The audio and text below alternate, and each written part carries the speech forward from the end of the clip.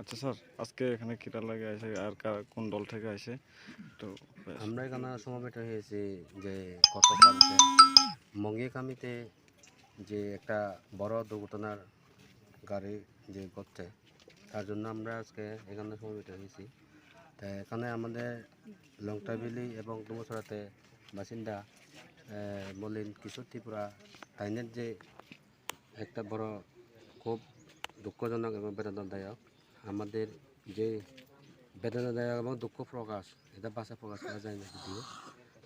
তার ফলে আমরা এখানে আমাদের যেহেতু একই সারিতে আমরা চাকরি করছি, আমরা সর্বশিক্ষা শিক্ষক হিসেবে আমাদের দায়িত্ব আছে আমাদের সংগঠন থেকে যে মলিন কিশোর ত্রিপুরাকে অন্তত আমরা যতটুকু পারি যেমনি পারি সহযোগিতা করতে চাই।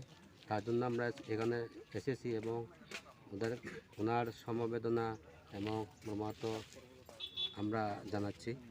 তার পাশাপাশি আমরা এটা বলবো, আমরা অল ত্রিপুরা যত সর্বশিক্ষা শিক্ষক আছি, যদি আপনাদের এই জানার মাধ্যমে সহযোগিতা করতে চান